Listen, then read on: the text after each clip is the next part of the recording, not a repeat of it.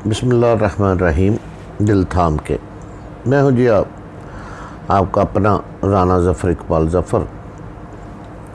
تو آج بات کریں گے جناب، جس طرح کا ماحول چل رہا ہے، جس طرح کے حالات چل رہے ہیں اس کے حوالے سے، چونکہ 11 ستمبر کے حوالے سے تاریخ ہے ایک افغانستان کی، امریکہ کی، بلکہ پوری دنیا کے مسلمانوں کے حوالے سے یہ ایک ایسا دن تھا جس کے بعد مسلمانوں کو بڑی تکلیف سے گزرنا پڑا۔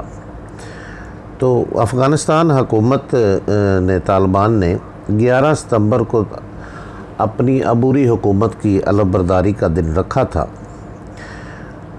اس حوالے سے انہوں نے کئی ملکوں کو دعوت بھی دے رکھی تھی، لیکن عین وقت پر اس تقریب کو منسوخ کر دیا گیا۔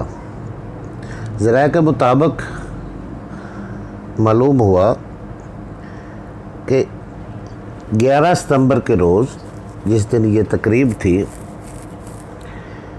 اس روز یہ خدشہ پایا جا رہا تھا کہ افغانستان کے صدارتی محل پر یا آنے والے معزز مہمان جو دیگر ملکوں سے تشریف لانا تھا، جنہوں نے، ان کے قافلوں پر کہیں بھی حملہ ہو سکتا تھا، تخریبی کارروائی ہو سکتی تھی، جس سے طالبان حکومت کی سیکورٹی پر اور ان کی حکومت پر کئی انگلیاں کھڑی ہو جاتی، اور انہوں نے اس وجہ سے فی الحال اس تقریب کو منسوخ کر دیا۔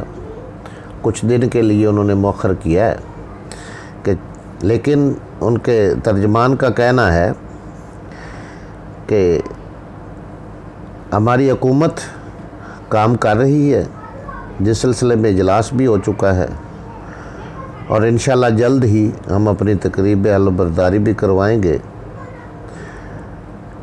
9/11 جو ہے یہ بہت تاریخی اس اہمیت حاصل ہے، اس حوالے سے تاریخی اہمیت حاصل ہے کہ آج سے 20 سال قبل جب یہ 9/11 کا واقعہ ہوا تھا،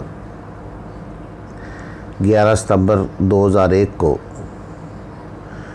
مین ٹریڈ سینٹر جو ہے، ورلڈ ٹریڈ سینٹر پر بہت بڑا اٹیک ہوا تھا، 2 جہاز عمارت سے ٹکرائے، اور اتنی بڑی عمارت جو تھی وہ مٹی کا ڈھیر بن گئی۔ 3000 سے زائد لوگ اس میں مارے گئے تھے۔ اس کے بعد عراق، افغانستان پر امریکہ چڑھ دوڑا، ظلم کی انتہا مسلمانوں پر کی گئی، جس کے ساتھ مسلمان کا لفظ ہوتا تھا اس کو دہشت گرد سمجھا جانے لگا، اس کو شکوک کی نگاہ سے دیکھا جانے لگا، کئی ملکوں پر پابندی عائد کر دی گئی، خصوصاً جو مسلمان ہوتا تھا، بلکہ کئی اوورسیز تو کہتے ہیں کہ ہم ان دنوں، بلکہ کئی عرصہ تک ہمارا جینا محال تھا ان ملکوں میں، اور پھر پوری دنیا میں دیکھا کہ امریکہ بہادر جو تھا وہ نشے میں تھا، اس کی دھون میں بھی سریا تھا، سپر پاور کہلاتا ہے جی۔ نیٹو کی فوج تھی پوری دنیا کی، اتنی تکڑی فوج، جدید اسلحہ، انہوں نے جہاں دیگر مسلمان ممالک کو اپنے غیظ و غضب کا نشانہ بنایا، وہاں افغانستان پر انہوں نے بھی چڑھائی شروع کی۔ اچھا، یہاں پہ جو قابل ذکر باتیں ہیں نا جی، یہ تو ساری دنیا کو معلوم ہے، اب بچے کو معلوم ہے کہ امریکہ نے 1945 کے بعد یا 1946 کے بعد کوئی جنگ نہیں جیتی، جہاں بھی گیا ہے وہاں سے اسے ناکامی کا سامنا ہی کرنا پڑا ہے۔ جہاں بھی اس نے جا کر جناب اپنی چودر جمانے کی کوشش کی ہے، وہاں سے اسے سوائے ناکامی کے کچھ نہیں ملا۔ تو کیوں نہ آج پھر ملا عمر کے تاریخی فکرے کو یاد کریں، جنہوں نے امریکہ سے کہا تھا کہ افغانستان پر حملہ کرنے سے پہلے پہلے سوچ لو اور اپنی تاریخ دیکھ لو۔ آپ لوگوں نے، امریکیوں نے کوئی جنگ جیتی نہیں، اور ہم نے کوئی جنگ آج تک ہاری نہیں۔ اور یہ واقعی ان کی بات درست تھی۔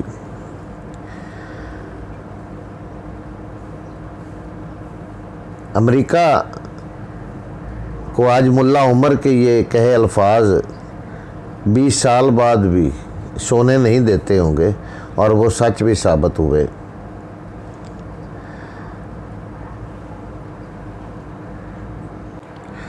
امریکہ اور نیٹو فوج نے جہاں پہ مسلمانوں کا بے تحاشا قتل عام کیا،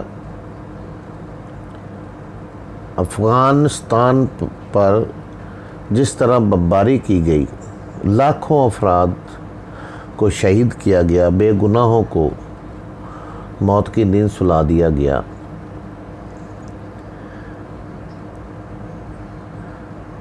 مگر افغانستان کے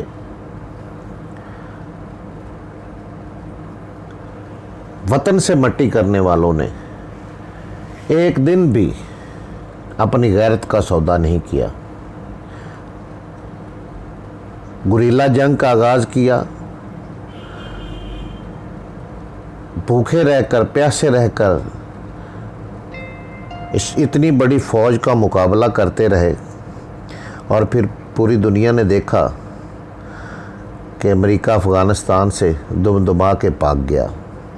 اربوں خربوں ڈالر ضائع ہو گئے، جدید ترین اسلحہ، گاڑیاں، ہیلی کاپٹر، جہاز، قیمتی جاسوسی آلات چھوڑ کر فرار ہوا۔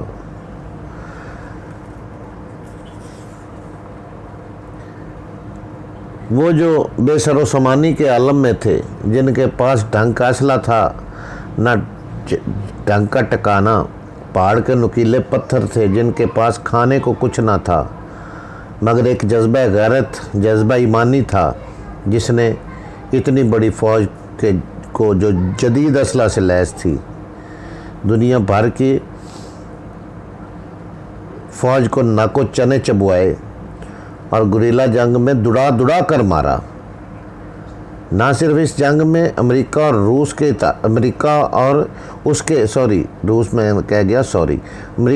اتحادیوں کو مار پڑی، بلکہ ہمارے پڑوسی ملک انڈیا کو بھی اپنے حصے کے برابر مکے کھانے پڑے، برابر مار کھانی پڑی۔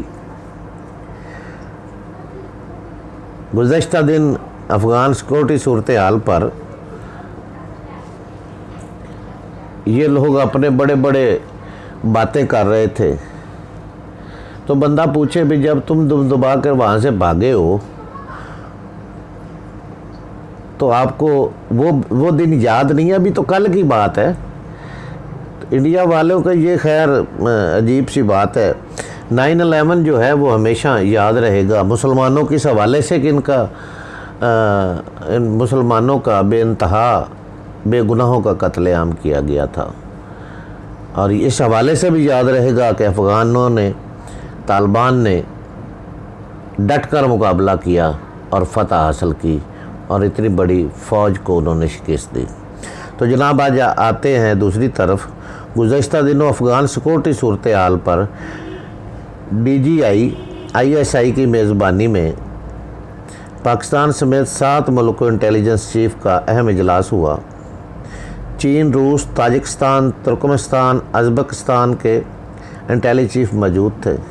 اجلاس میں افغانستان کی سیکورٹی پر تبادلہ خیال کیا گیا اور خطے میں دیر پا امن کے قیام اور سلامتی کے امور پر غور کیا گیا۔ یہ پہلا اپنی نوعیت کا اجلاس تھا جس میں افغانستان میں دہشت گردی کی روک تھام کو یقینی بنانے اور کوارڈینیشن قائم رکھنے،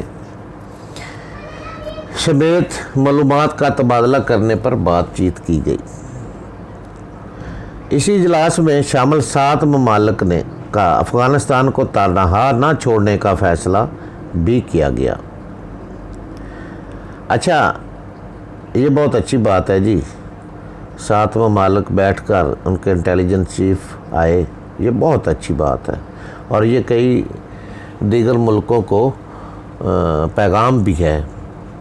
बाकी मज़ीद इस बारे में मैं बात नहीं करूँगा। अब आते हैं जनाब पाकिस्तान की तरफ कि पाकिस्तान में क्या हो रहा है, इस पर थोड़ी सी बात कर लेते हैं। पाकिस्तान के हवाले से जनाब छोटी छोटी मगर अहम खबरें हैं जनाब कि 2023 इलेक्शन नई मरदमशुमारी के हवाले से के तहत होगी। हुकूमती ऐलान पर MQM ने खैर मुकदम किया है और खुशी का इज़हार किया है। तो जनाब असल आते हैं अब जनाब एक PTI के हवाले से है खबर कि सीनियर रहनुमा अलीम ख़ान ने अपना इस्तीफ़ा दे दिया है।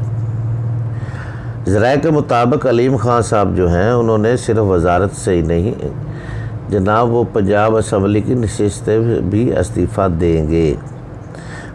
मालूम हुआ है कि उन्होंने PTI को पंजाब की हद तक जो है अगर अलीम ख़ान साहब इस्तीफ़ा देते हैं तो बहुत ज़्यादा धचका लगेगा।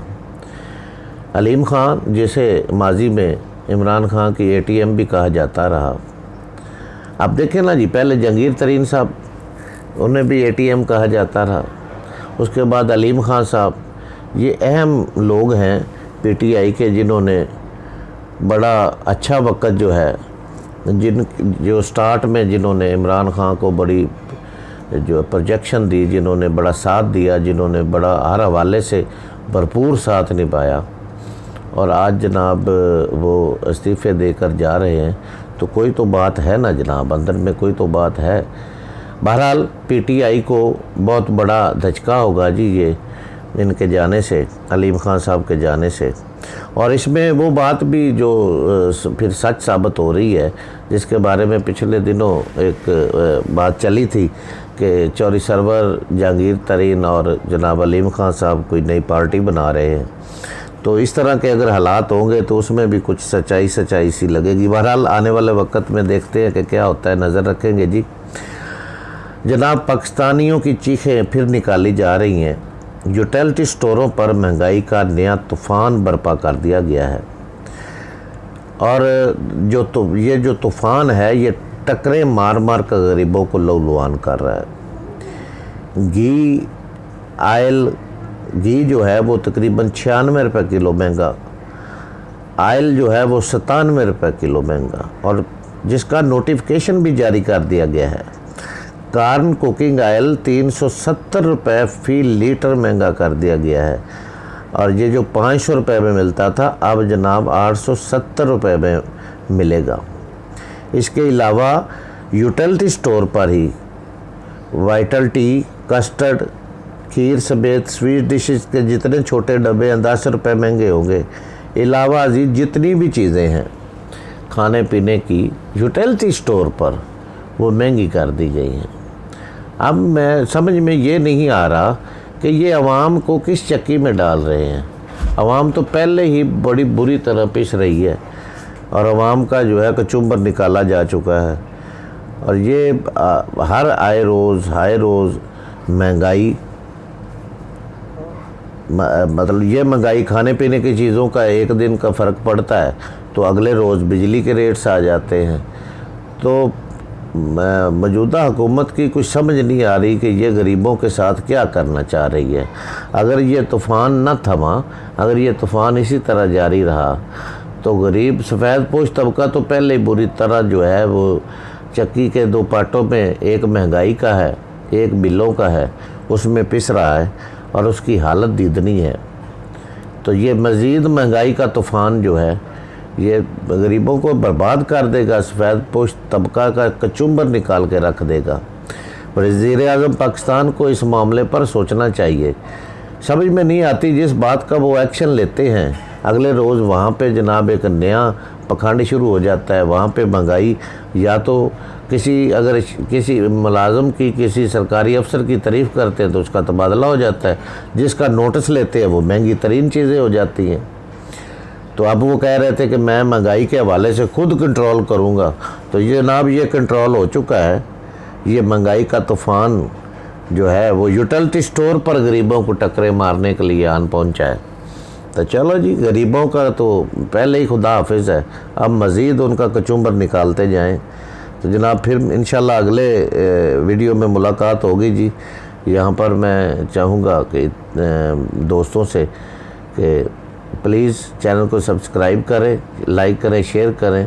مزید کوئی غلطی کوتاہی ہو تو وہ معاف فرمائیے گا۔ اللہ حافظ۔